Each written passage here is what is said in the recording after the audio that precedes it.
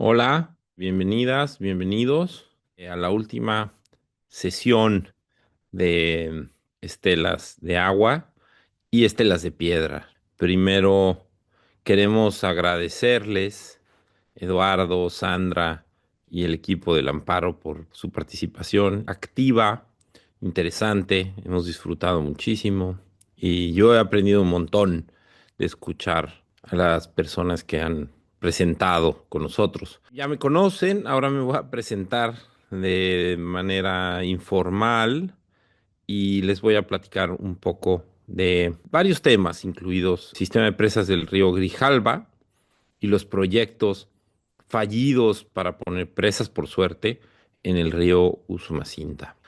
Yo soy Emilio Chapela, soy artista, investigador, escritor. Llevo trabajando con ríos desde el 2019, quizá 2018. Empecé la investigación antes de plantear una exposición en el Amparo, la exposición Estelas del Usumacinta, como se conoce hoy. Hice algunos viajes al río Usumacinta para una exposición que tuve en el Laboratorio Arte Alameda en la Ciudad de México en el 2019. Hice una obra en el río Usumacinta que consistió en sumergir una serie de cámaras en el río para seguir el flujo del agua. Me interesaba el movimiento del agua, la turbulencia, las dinámicas hidrológicas, la interacción con las piedras, con el entorno, las velocidades. E hice una obra inmersiva con el sonido debajo del agua. Lo pueden ver, me parece, en mi página de internet o en mi Vimeo. Les comentaba en otras sesiones que alguien me habló que el río Usumacinta era el único río vivo de México. Platicamos esto, me parece, en la primera sesión y hablamos de que esto significaba mucho más que el agua estuviera limpia. Significaba que el río está interconectado, que tiene salud en otros aspectos más integrales. Y eso lo hemos visto a través de las ponencias, algunas bastante positivas que nos dieron esperanza, otras no tanto. Yo me enamoré del río y me parece que contagié de ese entusiasmo a Sandra y Eduardo y empezamos a hacer este proyecto, que si bien no fueron los 7 años, sí fueron 4, con muchos viajes a la cuenca, mucha reflexión, muchas discusiones, muchas lecturas, mucho aprendizaje. Yo no sabía nada de arqueología y tuvimos un diálogo muy interesante que resultó en esta exposición, que además tengo que agradecer mucho también que ha sido exitosa. Vamos a empezar. Soy Emilio Chapela, soy artista mexicano, vivo en Berlín ahora desde hace 7 años, pero estoy trabajando en México de manera constante cuando puedo. Soy investigador, tengo un doctorado por la Universidad de Plymouth. Prefiero hablar de los ríos que de mí, entonces vamos adelante. Voy a compartir una presentación para los y las que no han estado en la exposición. Este es un mapa que hicimos, que es un mapa un poco caricaturesco, pero es un mapa que decidimos hacer de una manera muy personal. Cuenta la historia de los sitios que visitamos, también cuenta la historia de las cosas que nos llamaron la atención. También cuenta un poco las rutas de nuestros viajes, de la ruta del Tren Maya, de los sitios arqueológicos. Quería empezar con esto. Esto está en la exposición para los y las que no han ido. Nuestro primer viaje empezó en Comitán. Comitán es la cuenca mexicana del río Usumacinta, empieza en la sierra de Chiapas, y baja a través de distintos ríos, algunos pequeños más grandes, para incorporarse, no sé si ven mi cursor, pero para incorporarse aquí donde está el Tucán abajo, al río Lacantún, que pasa por toda la selva lacandona. Entra al río Lacantún y aquí está el planchón de las figuras. Quienes han estado en la exposición habrán visto que en el tíbulo del museo hay unas figuras colgadas en el techo que son unos grabados en piedra que se hicieron al costado del río. Y lo que es muy interesante de estos es que la mitad del año se pueden ver porque el río baja y la otra mitad del año el río sube y se sumergen completamente. Entonces nos pareció esta cosa rítmica, estacional, digamos, es un sitio arqueológico, de alguna manera, un vestigio que tiene un ciclo de visibilidad estacional, que es muy interesante. Ahí está Sandra Rosenthal en el planchón, digo que es un poquito caricaturesco. Aquí en esta parte hay un problema muy serio de deforestación, porque lo que ven en verde es el polígono, el sitio protegido, el decreto de protección de la selva lacandona. Entonces, este espacio verde, en principio no se puede deforestar, se tiene que proteger. De alguna manera se respeta, por supuesto hay tala ilegal, sobre todo de maderas preciosas, hay mucho tipo de actividades irregulares, ilegales, pero en general esta parte de la selva está protegida de algún modo, ¿no? Ahí está Bonampak, pero todo esto que ven aquí abajo, donde está Sandra y el planchón, todo esto era selva y aquí no hay decreto y entonces se han acabado prácticamente toda la selva en esa parte, también en esta parte de arriba, con el ganado, aquí vemos las vacas. El ganado es una práctica muy extensiva en toda la cuenca del río y sobre todo en las planicies de Tabasco, donde de bosque tropical se ha degradado el ecosistema a distintos, a pastizales o incluso a aceite de palma, que hemos hablado. Aquí están los cultivos de aceite de palma que son realmente secan por completo la tierra. Tan desgraciadamente este mapa no incluye Guatemala y eso es, lo confieso como una limitante. Por lo menos es una limitante confesada de la exposición. O sea, tendemos en México a, cuando vemos al río Usumacinta, que no sucede mucho, lo vemos en la cuenca mexicana, aunque la mayor parte de la cuenca, como nos han contado en otras sesiones, está en Guatemala. Y digamos, la razón de esto, por un lado, bueno, son la rigidez del Estado-nación y sus fronteras, pero también lo inaccesible del río en la parte guatemalteca. Nosotros hubiéramos querido ir a Guatemala, documentar y hacer obras y acercarnos, investigar sobre la cuenca alta guatemalteca del río, pero no solo es un lugar, son lugares inaccesibles, de difícil acceso, también son lugares sumamente peligrosos. Entonces no lo hicimos y este mapa no le hace justicia a eso y confesamos nuestra limitante en ese sentido. Aquí viene el río La Pasión. Esto que ven aquí es la frontera, esta línea tan rígida, naturalmente es la frontera con Guatemala. Y luego la frontera con Guatemala y México se vuelve el río, desde aquí, desde el río La Pasión. Este es el río La Pasión, que ya está en la frontera, pero se llama todavía río La Pasión. Y cuando se juntan La Pasión y la Cantún, se le empieza a llamar río Usumacinta. Aquí llegamos al sitio de Yaxchilán, que está en esta omega que vamos a ver ahorita, es una letra omega para los que no sepan, y Yaxchilán está en medio. Vamos a platicar un poco más de eso. Hay una historia de la cual no voy a hablar hoy, pero si les interesa pueden investigar un poco, que es cerca de Yaxchilán. Se encontró hace unos años una flor endémica del sitio, no solo de México, sino de ese lugar en particular, que se llama Candonia esquismática, y es una planta con unas propiedades interesantísimas. Es una planta hermafrodita que no produce clorofila y es una planta queer en ese sentido. Es diminuta, es muy chiquita y se encontró en unos campos por personas del UNAM hace unos años. Tampoco se ha explorado más y es única en su tipo. Solo tiene, hasta ahora solo se conoce una prima, una especie que es parecida en Brasil, en la selva. Pero esta, digamos, no existe hasta ahora en ningún otro sitio. Se llama Lacandonia esquismática. Además se ha vuelto un imaginario del pueblo de Frontera Corozal y está en los taxis y en la calle, en letreros, por todos lados está la flor. Aquí tenemos Bonampak, que está, Bonampak no está directamente en el río, pero está dentro de la selva lacandona, muy cerca, a unos pocos kilómetros. Y luego Piedras Negras, que está del lado guatemalteco, que es un sitio arqueológico muy importante, poco visitado, mucho menos que Yaxchilán. En ambos casos hay que llegar en lancha o en avioneta. Eh, en el caso de Yaxchilán, se puede, bueno, en el caso de Piedras Negras no se puede llegar en avioneta, hasta donde yo sé, solo es en lancha.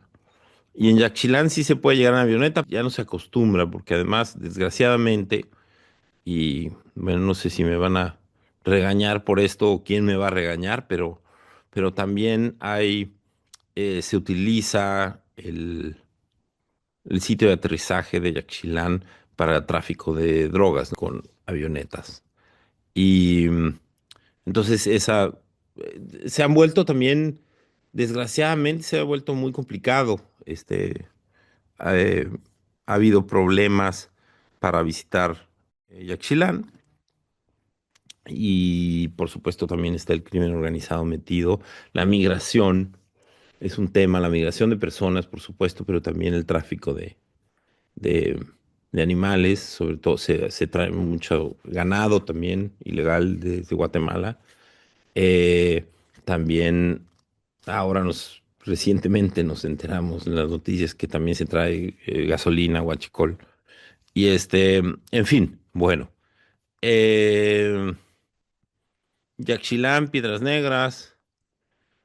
Luego vienen como algunos museos de sitio. Aquí está Aguada Fénix, que es como el sitio que se descubrió hace unos años, pocos años, con LIDAR. Aguada Fénix, el sitio arqueológico este que descubrieron con LIDAR, tecnología satelital que puede detectar ciertas estructuras debajo de la tierra hasta ciertos metros. No ha sido excavado, eh, pero es una ciudad muy grande, importante.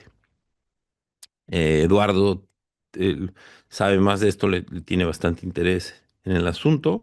Aquí pongo la familia de la Cruz porque los visitamos y es una familia que fueron los custodios de Yaxchilán, toda la familia se involucraban de una u otra manera, pero también pues finalmente nos hicieron la crónica de cómo pasaron ellos también de custodios o de cazadores de jaguar, porque eso era, digamos, era parte de la vida diaria, ¿no? De la gente que vivía ahí, cazaban jaguares y no era un problema, no se veía con los ojos que hoy se ve, desgraciadamente, ¿no? Lo hacían en la vida diaria y ellos pues nos hicieron la crónica, crónicas muy interesantes de cómo se sacaba la madera, la cacería, se vendían las pieles de los animales y también como arqueólogos europeos en su mayoría o estadounidenses venían aquí y las comunidades les enseñaban los sitios y luego se colgaban el descubrimiento, ¿no? Porque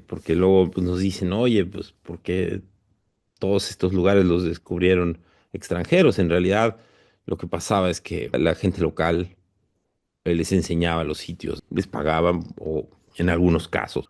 Balancán, una ciudad muy importante, una ciudad importante a costados del río, que hoy por hoy, pues estas ciudades desgraciadamente están un poco abandonadas, no tienen una participación importante en la vida moderna del país, pero la tuvieron y tienen museos de sitio muy interesantes. Todos los sitios que están en las paradas del Tren Maya, por supuesto, tienen principal atención. Palenque, por supuesto, es el gran sitio consentido del gobierno, ¿no?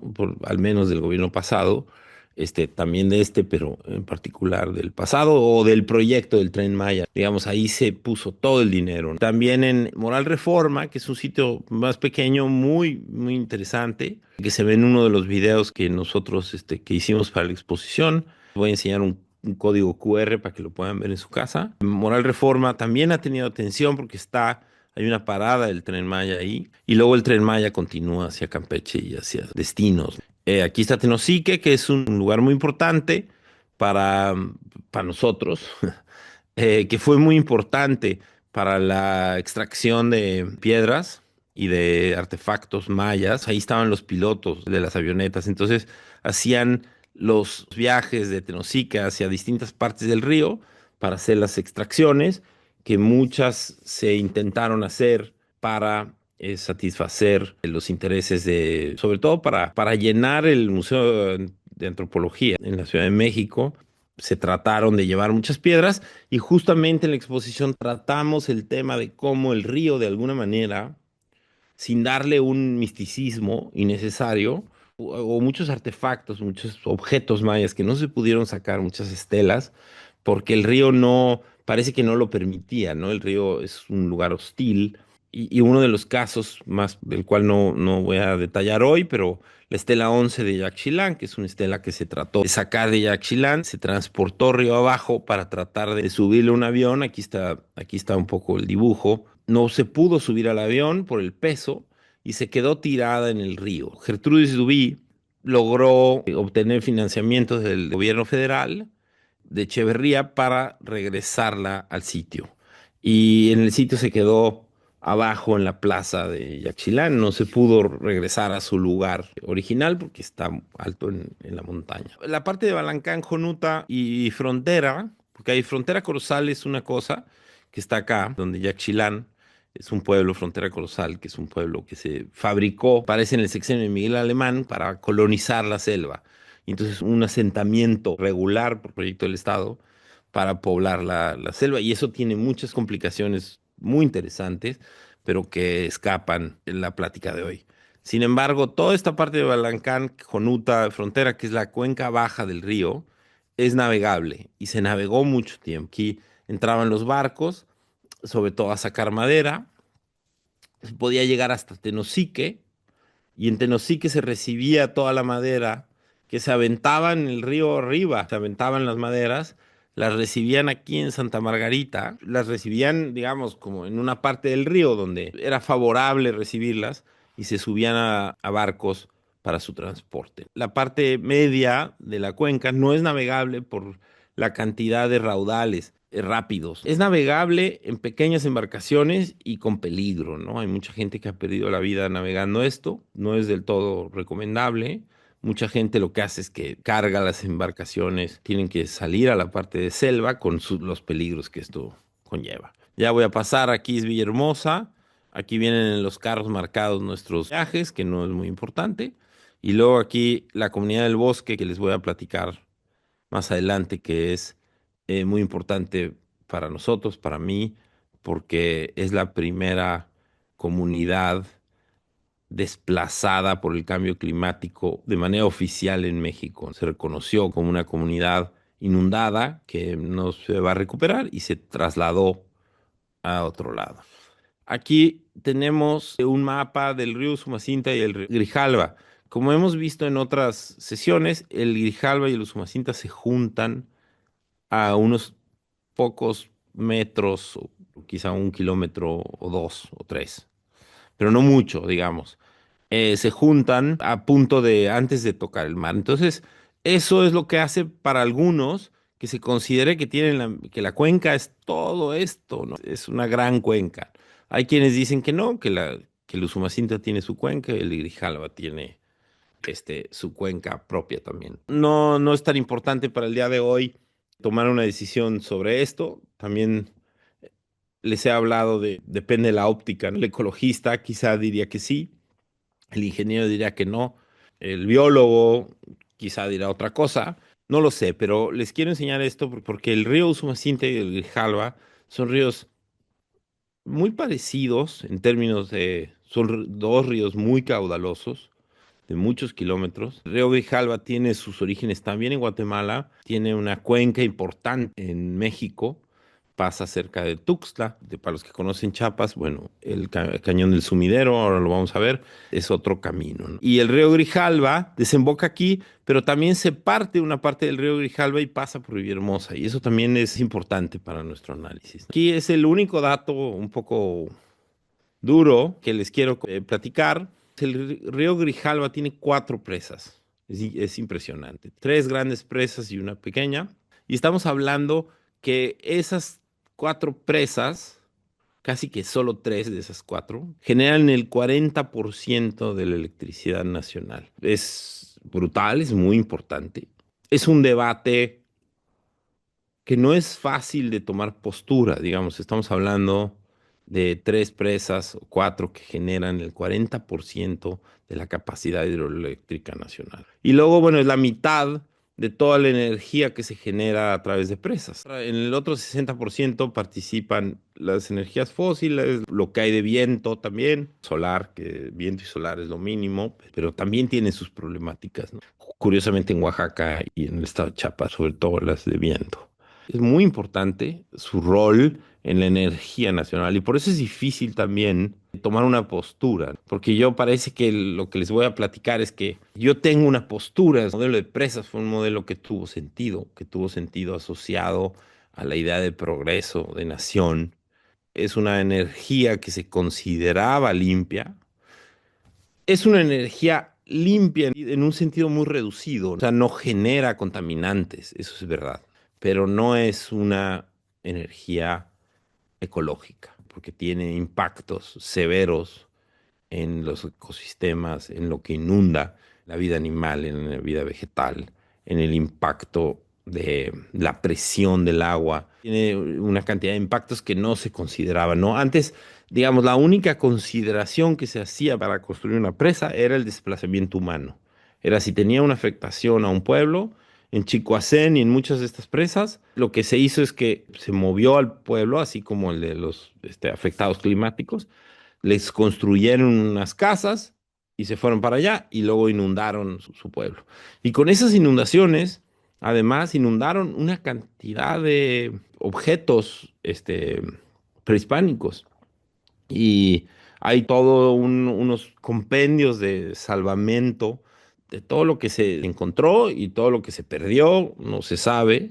También similar a lo que hicieron un poco en la construcción del Tren Maya. A mí me contaba un Tren Maya, pues tenían como a unos arqueólogos tratando de excavar antes de que pasaran las máquinas excavadoras, tratar de sacar lo que pudieran, pero sin ningún cuidado. Tenían que pues, saber de lo que aparezca. Este dato lo quería poner, hay que poner en la dimensión que las presas del Grijalva, pues realmente proveen una gran parte de la electricidad del país. Entonces estos problemas no son fáciles. Podemos tomar una postura sencilla y decir, bueno, que tiren todas las presas, pero no es necesariamente de lo que necesitamos. Entonces, bueno, ahora les voy a pasar rápidamente un poco cómo están configuradas las presas, dónde están. Desgraciadamente no podemos ver, es difícil poder ver todo el panorama desde lejos, pero aquí estamos hablando, es la primera presa del Grijalva que se llama La Angostura, y esto que ven aquí es el embalse de la presa, o sea, la presa está aquí, el embalse es pues lo que inunda. Aquí el río está encañonado, por eso es que esto no es una inundación, o sea, son altas las montañas, pero genera toda esta inundación. Esta inundación, yo no sé los datos específicos, pero esto no existía, o sea, quizá había un río y había algunos cuerpos de agua y un lago, pero esto es la inundación, el lago que generó tapar aquí, y construir la presa de la Angostura. Esto está cerca de Comitán. Aquí tenemos del lado derecho a Comitán. Aquí arriba está Tuxtla y San Cristóbal de las Casas. La más alta de todas las presas. Yo hice visitas, tuve la fortuna de visitar dos de las cuatro presas del Grijalva, que es Chicoacén y Nezahualcóyotl o Malpaso, pero yo no pude visitar la Angostura, entonces solo Eduardo, Sandra y yo pasamos ahí en auto y no había nada que fotografiar, es zona federal, no te dejan, no te puedes parar, pero sí pudimos, muy cerca de la cortina, nos llamó la atención este letrero. Es un llamado de protesta de la comunidad, pero bueno, nos llamó la atención para los que han estado en la exposición, para los y las que no. Este es un letrero que decidimos replicar en la exposición. Estas son comunidades que, claro, las comunidades más afectadas son aquellas que le inundan, pero también hay que pensar que una cortina también inunda a las de atrás, pero a las de adelante les quita el acceso al río.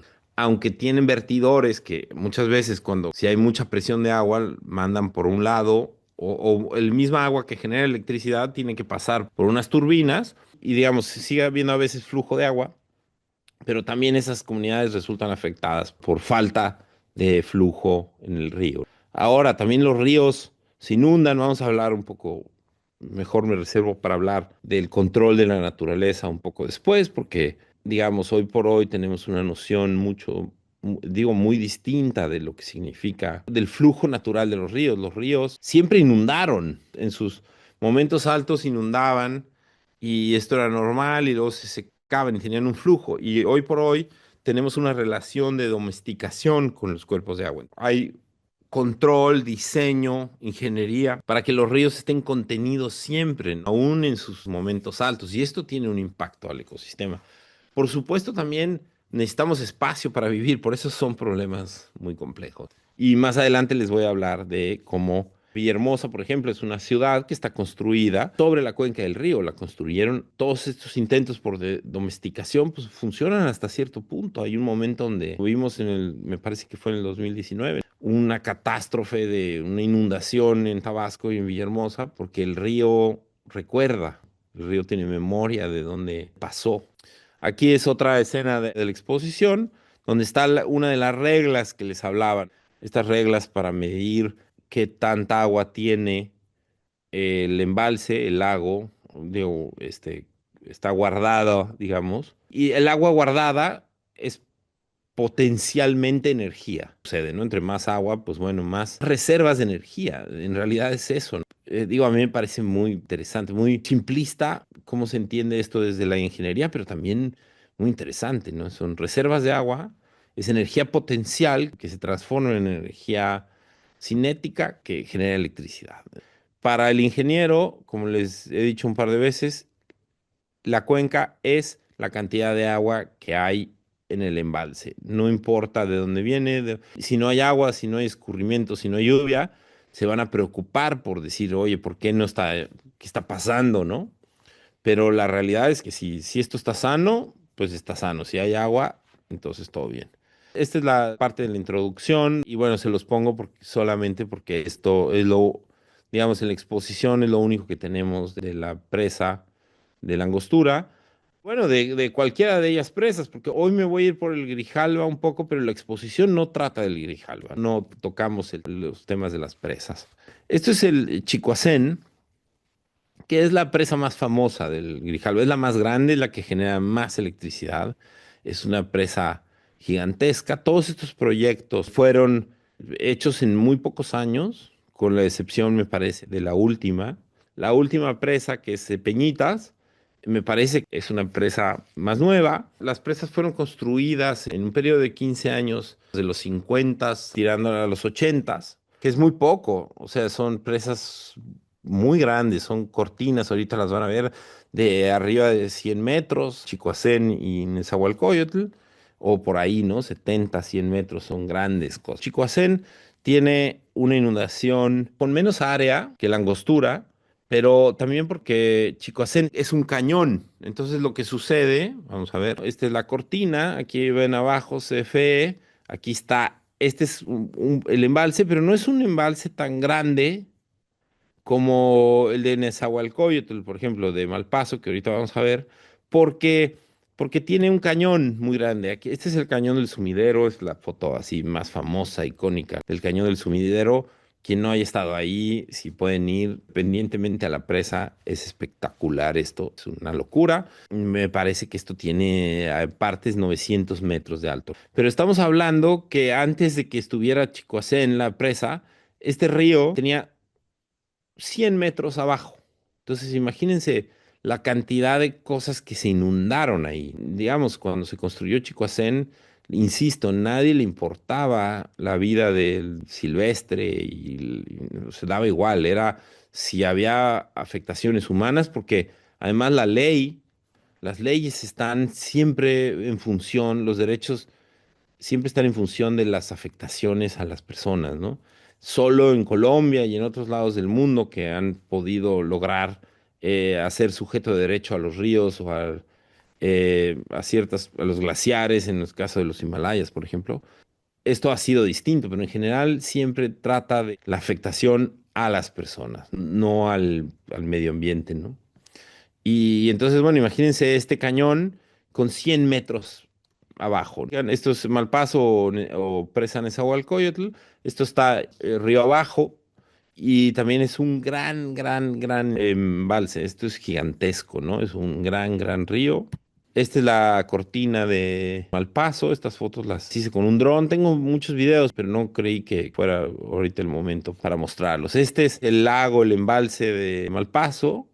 Son cultivos de pesca, aquí tienen, pero realmente no es una zona productiva, también una dificultad. Pues está la generación de electricidad, pero no se ha podido generar una economía que sea productiva, que sea ecológica, que sea sustentable en el embalse. Y otra cosa que es importante es que hay que entender que una vez que las presas están hechas, entonces rompe las presas, que eso se está haciendo en muchas partes de, por ejemplo, en Europa se están desmantelando, también en Estados Unidos se están desmantelando muchas de las presas, sobre todo las presas que estaban construidas de este modo muy particular, que eran grandes megaproyectos de ingeniería.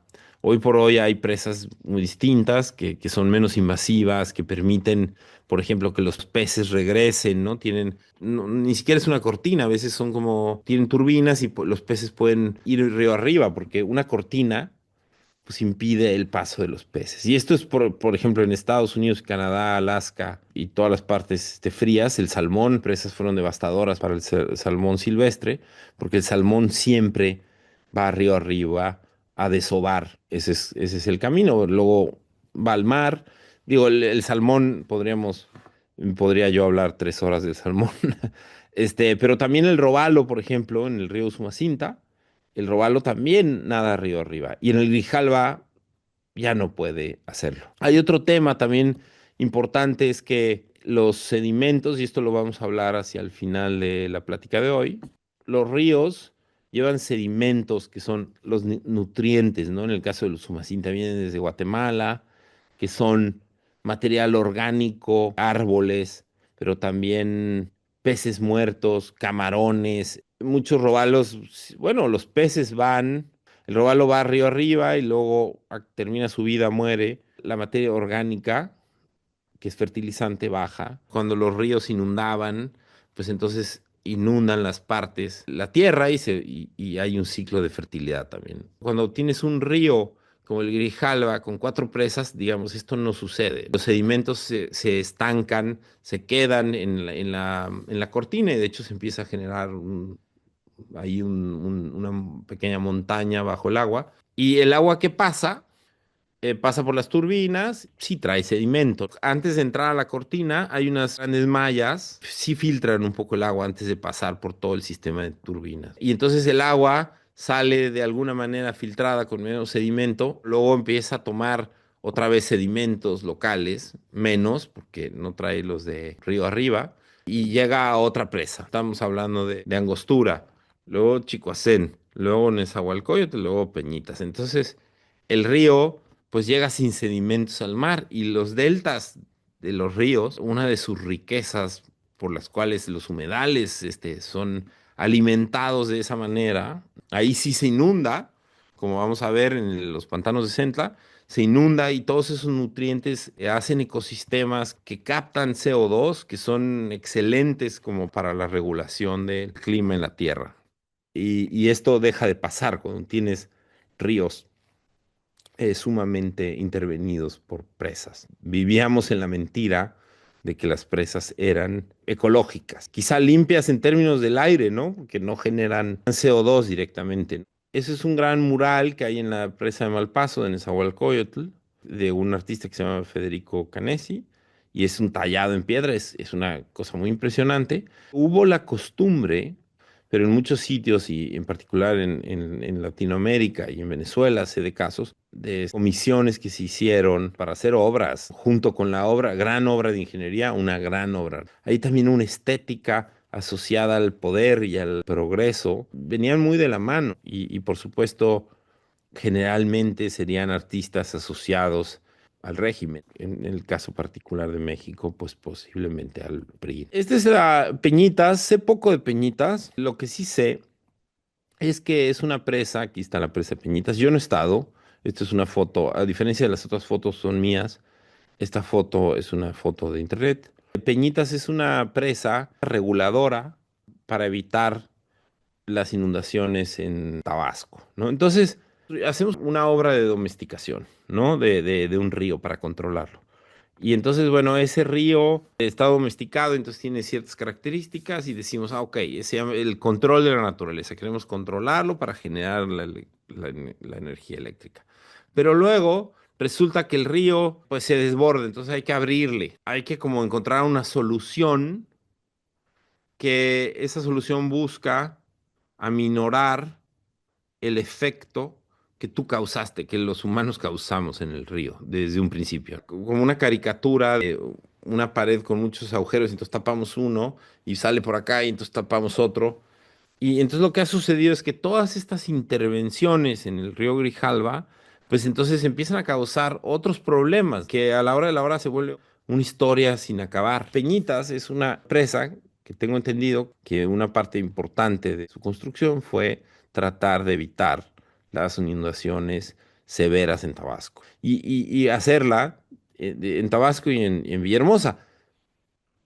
Ojo, yo no estoy argumentando que dejemos que se inunde Villahermosa. Hay un tema. Villahermosa se construyó en el lecho del río. Realmente hay que batallar bastante para evitar su inundación. Todo bien, ahí está, hay que hacerlo. Pero digamos, con la amenaza del cambio climático y la transformación y el desbordamiento literal y metafórico de los ríos y digamos, están fuera de control, entonces tenemos que empezar a seguir tapando, tapando, tapando y hacemos y entonces vamos a hacer esta nueva obra y entonces se gasta más y más y más y más dinero. Y bueno, yo lo único que quiero es decir, entendamos esta lógica. Por supuesto que se necesitan encontrar maneras de proteger el estado de Tabasco, que yo creo que, insisto, no soy experto, pero creo que es el más vulnerable al cambio climático en términos del aumento del nivel del mar. Estas son imágenes, estas no son imágenes mías tampoco, son imágenes de las inundaciones en Tabasco. Es devastador y es un problema que hay que resolver, aunque haya sido un error construir la ciudad en donde se construyó. Estos son los cuerpos de agua en la ciudad de Villahermosa.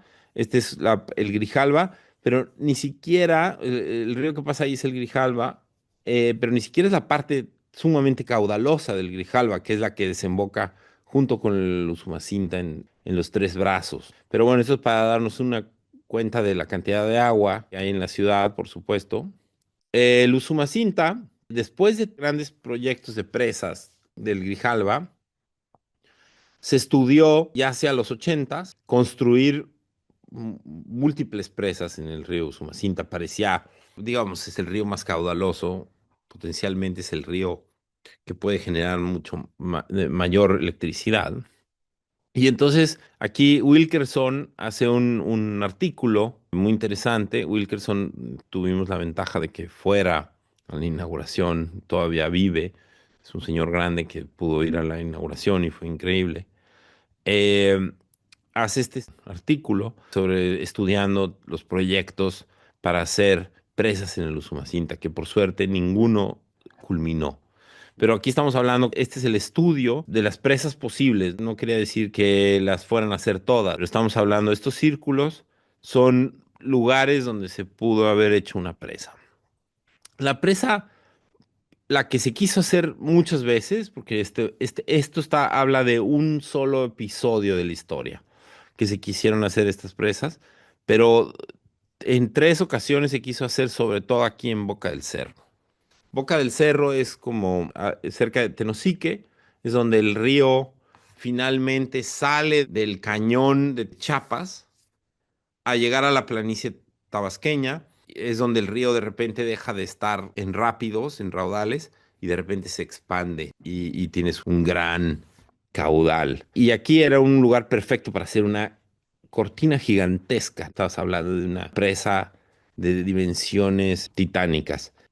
Las interpretaciones que yo he escuchado por las cuales no se hizo la presa, hay muchos ecologistas que dicen que la pararon, pero desgraciadamente yo creo que las historias del mundo son distintas y creo que no era viable en términos de económicos. Voy a leerte rápidamente aquí algo que nos pone Verónica.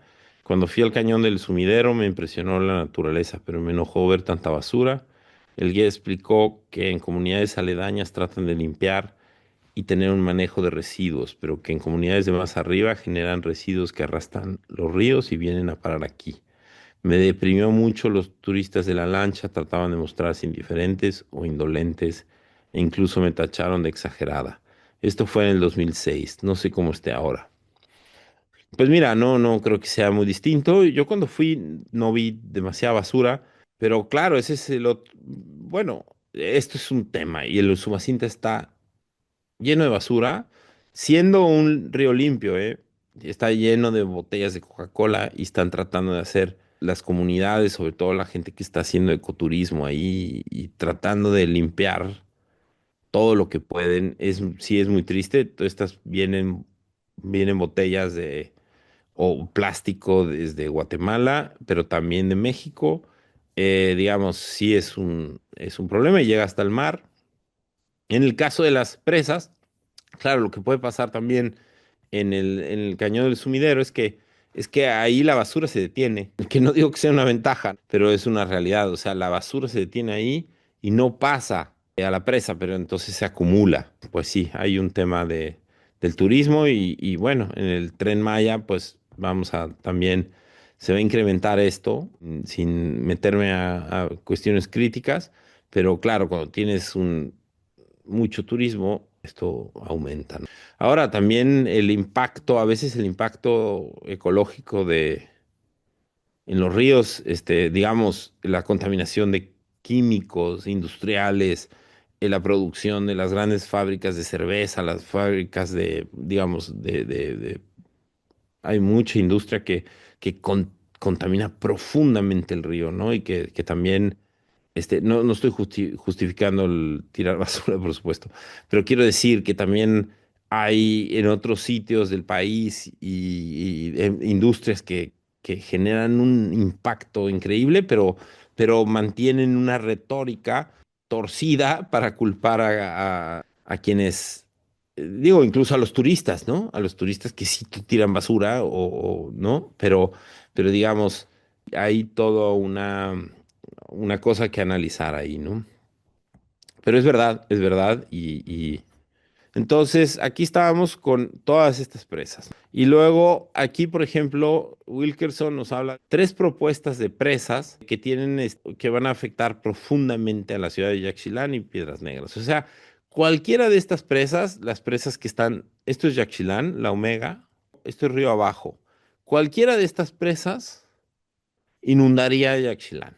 Digamos, la pérdida de sitio arqueológico, en esencia, prácticamente de todos sus edificios. Wilkerson nos dice que nunca ha habido, que él sepa una historia donde se haya no puesto una presa por razones arqueológicas. O sea, como esa no ha sido una razón. Insisto que las razones siempre han sido desplazamientos humanos, nunca han sido ecológicas en México, nunca han sido arqueológicas. Por suerte, no se decidió, no se pudo hacer ninguna de estas presas, pero digamos, esto es lo que hubiera resultado. No creo que sea un detalle de cuántas, en fin, esto es como potencia, perdón, potencialmente lo que podría suceder. Entonces estamos hablando de una inundación severa, Piedras Negras, Yaxchilán, si se fijan, desaparece la Omega completamente. Aquí está el altar de los sacrificios, que es una ruina en el río, y ya en el río La Pasión en Guatemala. El planchón de las figuras, que es lo que les platicaba, que está en el vestíbulo, todo inundado. El planchón de las figuras ya no se vería en ningún momento del año, ¿no? O sea, digamos, quedaría completamente sumergido. Esto en 1982. Este es el mapa de la inundación en Piedras Negras, ¿no? Entonces estás hablando de que esto que ven aquí como con rayitas es el agua.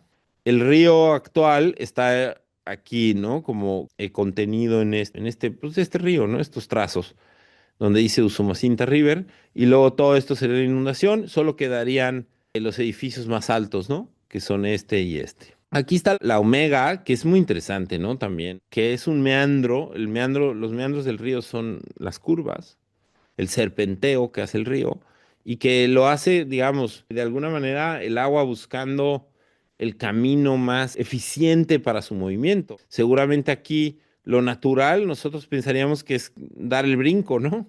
Posiblemente podría pasar, ¿no? En una inundación este brinco podría suceder y esto se queda desconectado, pero no ha pasado por muchos años porque seguramente aquí hay una altitud, hay una pequeña montañita que hace que el río dé la vuelta. Y parece ineficiente, pero es la manera, el agua va a buscar el camino más directo hacia el mar, hacia la bajada.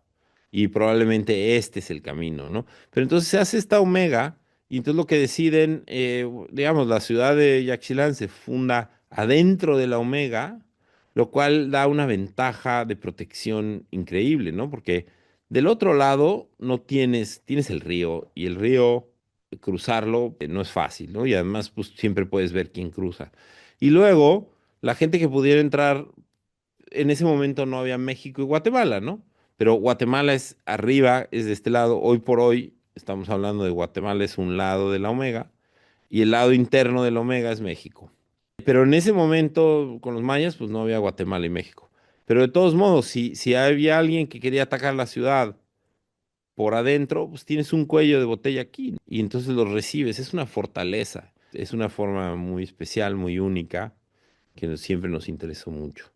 Se las pongo aquí porque, bueno, si pones una presa aquí, destruyes de manera inmediata.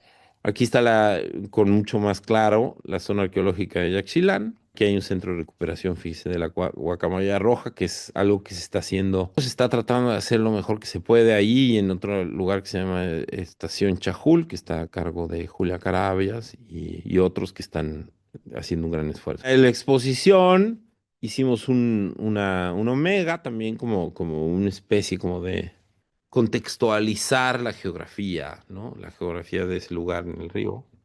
Esto es, en las inundaciones del 2019 o 2020, no me acuerdo la fecha exacta, Tabasco, que fueron devastadoras, se inundó la plaza de Yaxchilán, la parte más baja de Yaxchilán, es la plaza mayor, y luego vienen todos ya los edificios en la montaña. Pero aquí se inundó, ¿no? Y entonces están entrando en una lancha, en un cayuco. Hay mucha documentación que Yaxchilán se ha inundado de manera regularmente. Esto sucedía, siempre sucedió. Tampoco hay que como negar esto. Pero en ciclos, y incluso hay quien describe que estos ciclos, es difícil documentar eso, pero que estos ciclos han sido de 100 años más o menos, ¿no? Y el cambio climático, por supuesto, nos ha enseñado que esto está sucediendo más frecuentemente, ¿no? Aquí lo pongo un poco como ejemplo de dos cosas. Una, qué hubiera pasado si hubieran construido una presa, pero también aquí estamos más río adelante, donde se juntan el Grijalba y el Usumacinta. Este lugar se llama Tres Brazos. Ahorita les voy a hacer un zoom in, pero aquí lo que quiero que vean, este es el río Usumacinta, que viene aquí donde el cursor, y se junta con el río Grijalba. El río Grijalba, esta parte del río Grijalba no es todo el Grijalba, como les dije. El Grijalba se parte en dos, una parte va hacia Villahermosa y otra parte se une aquí, Tres Brazos, en la reserva de la biosfera de los pantanos de Centla. Aquí solo les quería yo poner el delta, la desembocadura más grande de México y de Centroamérica, una de las más grandes de América, además. Y luego aquí está la ciudad de Frontera, que fue una ciudad colonial, que tiene una larga historia colonial y una importancia en comercio con Francia. Balancán, en varios de estos pueblos, uno puede ver en las casas todas las tejas francesas, tejas que traían de Francia. Y es, bueno, es muy interesante, ¿no? Porque esto era una zona importante de comercio. Hoy por hoy son, como les dije, ciudades un poco tanto abandonadas. No hay mucho. La ciudad de Villahermosa sí tiene cierta potencia. Los pantanos centrales están aquí. Y les voy a hablar de la comunidad del bosque. Esta comunidad del bosque es el pueblo que fue desplazado, que lo trajeron a la ciudad de Frontera. Entonces les construyeron sus casas. por supuesto, como en estas historias, hay pobladores que no lo aceptaron y siguen ahí, ¿no? Y se inundan cíclicamente porque hay partes, hay casas que están perdidas en el mar, digamos, no se puede, ahorita lo van a ver, no se puede vivir ahí, pero bueno, se han pasado a ciertas partes un poco más protegidas, pero que tarde o temprano van a desaparecer. Es una comunidad pesquera y nos habló de esto Juan Carlos la semana pasada, ¿no? Aquí están los tres brazos, entonces viene el río Sumacinta. Esto es el río San Pedro, pero es el Usumacinta también. O sea, el Usumacinta se parte y luego se vuelve a unir aquí. Y le llaman tres brazos, pero en realidad estamos hablando de los Usumacinta, son dos brazos, y el Grijalva viene por aquí. Todo este gran terreno es la reserva de la biosfera de los pantanos de Centro. Esta es una imagen de una proyección. ¿Qué pasa cuando tienes un metro de elevación del nivel del mar? Un metro es un estimado exagerado, un poco. Exagerado, bueno, depende del tiempo, ¿no? Exagerado para el 2050 es quizá un dato realista para el 2100 si no se encuentra la solución en el 2100.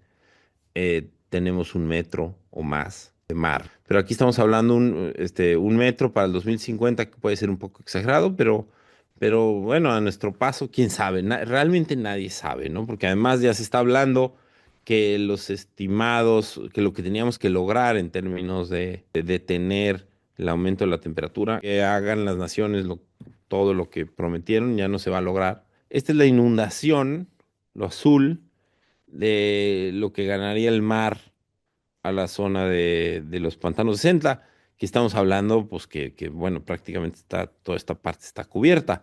Ahora, esto, si hay poblaciones aquí, son pequeñas poblaciones, si las hay, por supuesto, y hay que considerarlas,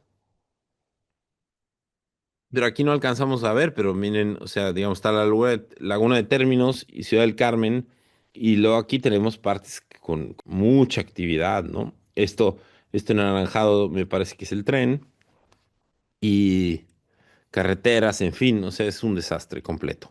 Y Tabasco, yo creo que en ese sentido, el problema, digamos, número uno de la nación en términos de inundaciones, del mar.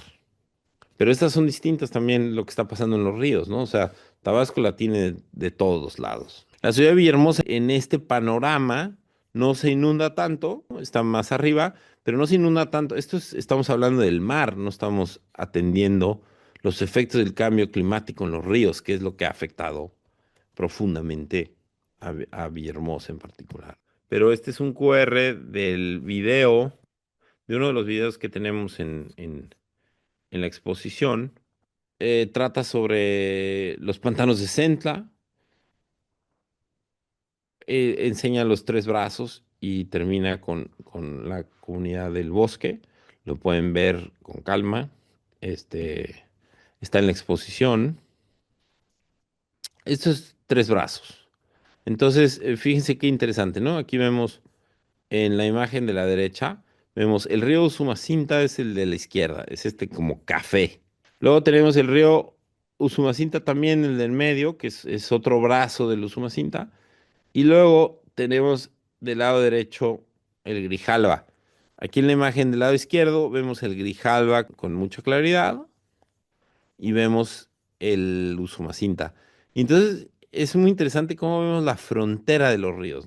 El Grijalva es un río mucho más cristalino, no digo limpio, lo dije mal, no tiene sedimentos, no tiene tierra, no tiene lodo, que son los nutrientes orgánicos, o sea, lo que uno quiere en el río, porque a veces vemos los ríos así, todos, lechosos y llenos de tierra y decimos, híjole, ¿qué onda con ese río?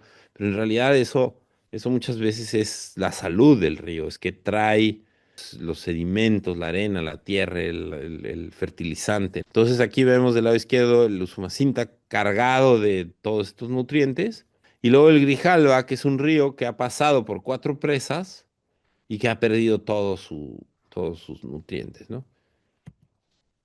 Esta es una toma aérea de lo mismo. Estas son imágenes mías que están parte de la exposición y del video. Cómo se ve en el espacio de exposición. Tenemos al fondo una pantalla, es una videoinstalación de dos canales donde van pasando unas cosas, aparecen, sí, van comunicándose, van hablándose y es los pantanos de Centla, muy aislado, con muy pocas comunidades, donde digamos es de los lugares donde podemos hablar de naturaleza como una cosa abundante, animales, digo, la selva también, ¿no? Tiene esta como exuberancia de vida y digamos, quizá la selva más, ¿no? Tiene vida y sonido por todos lados, pero los pantanos también, o sea, están llenos de otro tipo de vida, pero es mucha agua. Digamos, los humedales son pantanos en realidad. No, es una zona muy pesquera, entonces decidimos en la exposición, le pedimos a un colaborador mío de hace muchos años, un amigo, diría yo, David, de hecho nos recomendaron los servicios turísticos, no sé si fue Juan Carlos o Paco Belmont, que nos platicaron de, bueno, que si van a los Umacinta le hablen a David, el hijo del Pirri. El Pirri es un lanchero, un piloto de lancha, tienen servicios ecoturísticos, entonces pues no quiero menospreciar lo que hacen. El Pirri es legendario, ¿no? El legendario en la zona de los Umacinta, todo el mundo cuenta historias de él. Ya está grande, ya no sale en lancha, pero su hijo David. Aquí está cómo se puso en la exposición, entonces le pedí prestada una red, colgar, ¿no? Y es interesante cómo las redes, bueno, las cuelgan con botellas, las llenan de aire para que floten, y luego de pesos ponen piedras abajo, ¿no? Entonces están la pesca todavía es una práctica ahí. Y hay de todo, ¿no? Hay gente que está usando arpones, desgraciadamente, quienes han estado en la exposición, pues también el pez diablo se ha vuelto una plaga mundial, que es un pez que viene del Amazonas. El principal problema es que genera erosión en la tierra. Entonces, es como el Plecostomus, ese de los acuarios que está chupando todo el tiempo. Y entonces se va cerca de las raíces de los árboles, va como comiendo todo, y entonces hay erosión y se empiezan a caer los árboles. Y entonces tiene un impacto fuerte y además se reproduce con mucha facilidad, ¿no? También porque no es endémico, no tiene un predador natural. Cuando una especie se vuelve dominante, muchas veces se identifica con poca salud del ecosistema, ¿no? Cuando un ecosistema es saludable, es que tiene biodiversidad. Eso estoy hablando desde animales hasta bacterias. Por ejemplo, un río como el Usumacinta, ese es el comportamiento de los cuerpos de agua. Cuando tienes una multitud de bacterias, de microorganismos, realmente como un abanico muy grande de organismos, ese balance provee salud al cuerpo de agua. Cuando un río, em, como muchos ríos mexicanos, los canales de desagüe, también muchos ríos europeos, ¿eh? O sea, el río Sena en París han batallado hasta ahora en las Olimpiadas, medio que han logrado, pero tiene exceso de E. coli, por ejemplo, ¿no? Hay muchas variantes de E. coli, la bacteria que en algunos casos no necesariamente es mala, pero es lo que nos causa intoxicación cuando comemos algo, ¿no?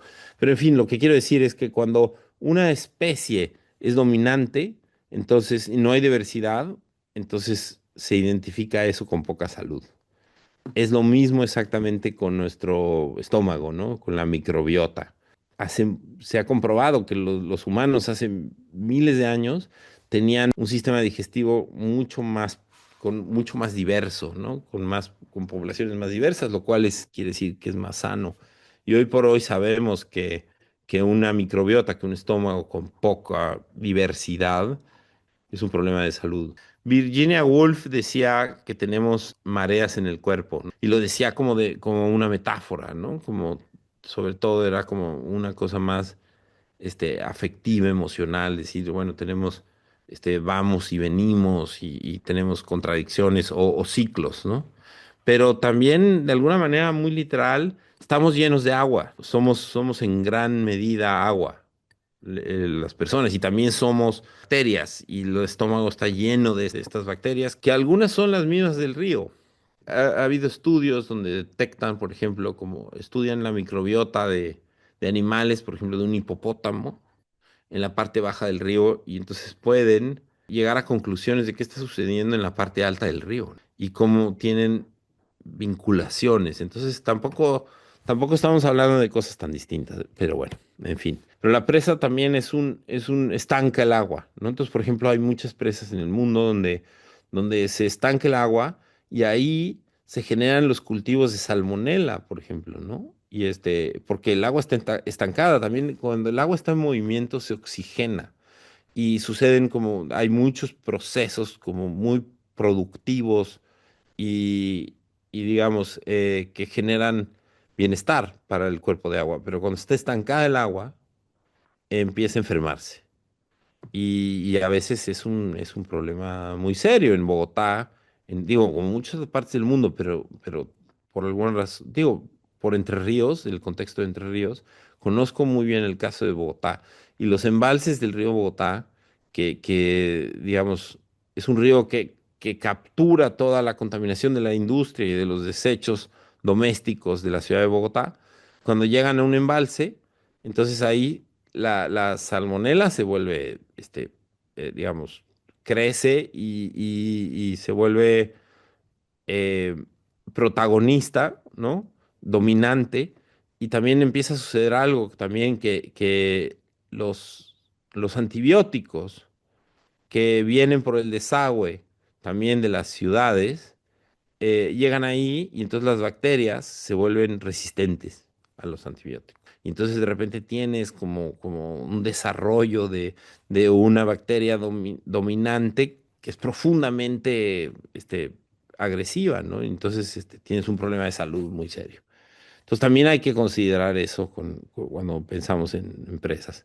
Este otro QR es para otro video que son las riberas de Usumacinta, que digamos, son videos, digo, no son videos con voz ni nada, no explica nada de manera explícita, pero pueden ver ahí la palma africana, pueden ver los peces diablo de los que les estoy hablando, pueden ver el río, en fin, es una obra que es parte de la exposición también. Aquí vamos a la desembocadura del río. Es un gran delta, es una cosa muy impresionante que yo solo vi hasta nuestro último viaje. Fue, entre- Fue curioso como hicimos muchos viajes, hice muchos viajes, he estado muchas veces en el Usumacinta y nunca había visitado la desembocadura. Y aún estando en los pantanos de Senta, y esta vez fui, yo no sabía tampoco, no sabíamos ni Sandra, Eduardo y yo de la existencia de la comunidad del bosque. Y un día, digamos, digo, esto es una anécdota tonta, pero fuimos a comer mariscos y le pregunté ahí a alguien, algo surgió en la conversación con un mesero y me dijo, oye, no tienen que ir a conocer la comunidad del bosque. Claro, le pregunté dónde puedo volar el dron para verlo y me dijo, no, pues tienes que ir ahí, tienen que ver la comunidad que desplazaron. Entonces nos llamó mucho la atención la historia. Es una historia que quizá ya algunos de ustedes la han escuchado, ha habido muchos artículos en los periódicos sobre el bosque. Pero antes que hablar de la comunidad del bosque de desplazados, quiero hablar del tamaño de esta desembocadura del delta. Rebasa, ¿no? Rebasa la comprensión humana, ¿no? Por lo menos a mí me sucede eso, ¿no? Esta es la comunidad del bosque, digamos, el mar. Aquí lo que remató fue un huracán. La comunidad del bosque está entre el mar y el río, ¿no? Entonces era un estrecho, ¿no? Entonces cuando digamos, hay una tormenta, o sea, si el río se inunda, pues va de un lado para otro. Y si, y si el mar tiene un huracán o digo, una tormenta, va para el otro lado, ¿no? Entonces lo que le sucedió es que se empezaron a inundar por todos lados, ¿no? Y aquí vemos algunas de las casas que ya están, como ven, digamos aquí, esto ni siquiera era un momento de marea alta. Estamos hablando de que el mar ya se comió a la comunidad. Esto aquí, esto, los postes de luz, aquí había en la calle. O sea, el impacto que tuvo ver este sitio es como no parecía tan distinto de ver el sitio de Yaxchilán o de Piedras Negras. O sea, sitios abandonados. Claro, Yaxchilán y Piedras Negras ahí siguen, esto se lo va a tragar el mar. Pero quiero decir, como que es una especie de ruina moderna. Y están las casas ahí, es un lugar que se abandonó y digamos, un asentamiento humano, ¿no? Contemporáneo, son las ruinas más recientes que vimos. Aquí hay pocas fotos. Les voy a hablar un poquito de este libro, de un libro que me parece interesante, que pueden buscar. Yo no sabía que estaba en español, parece que sí. Lo busqué y lo encontré. Elizabeth Colbert escribió un libro muy famoso que se llama La Sexta Extinción. Bueno, hablar de que la sexta extinción es causada por los humanos y habla de todo el tema de los sapos, por ejemplo, ¿no? Y bueno, de otras cosas.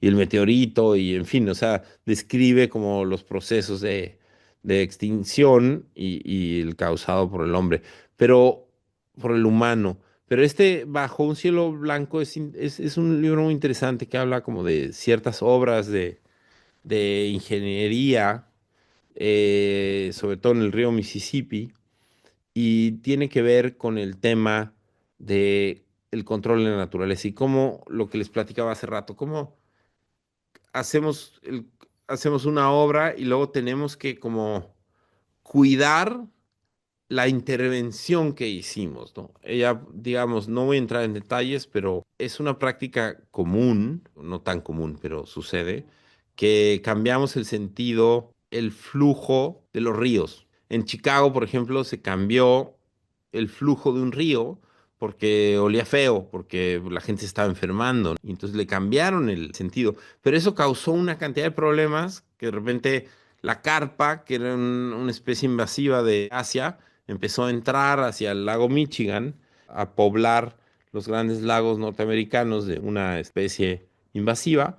Entonces lo que decidieron hacer es unas trampas donde electrocutaban a los peces para que no pasen. Pero digamos, ellos pasan porque cambiaron el flujo del río. Y entonces luego empiezan a construir una cosa encima del otro y se vuelve un Frankenstein de intervenciones millonarias que luego tenemos que cuidar. Pero a mí lo que me parece interesante de este libro es que pone en evidencia, y esa es ya una postura personal, que no podemos separar la idea de naturaleza y cultura. Ya estamos enredados, ¿no? Y por eso es un problema difícil de entender de las presas. Necesitamos, digamos, ojalá podamos transitar hacia un México sin presas, pero hoy por hoy es el 40% de la producción eléctrica. Y no pareciera que la energía nuclear sea la solución, aunque hay ecologistas que ahora están abogando por la energía nuclear. Ya estamos enredados, la naturaleza y las personas. No sirve mucho la nostalgia de decir hay que regresar a lo que había antes, sino hay que negociar, hay que responder, hay que entendernos en comunidad. Lo que llama Astrida Neimanis, una estadora australiana que vive en Canadá, y también Lisa Blackmore, colega que estuvo aquí, que le llama la idea de hidrocomunes, cómo construimos un sentido de comunidad entre los intereses humanos y los intereses de la naturaleza. Nos sirven de mucho la separación, tenemos que entendernos en esos enredos.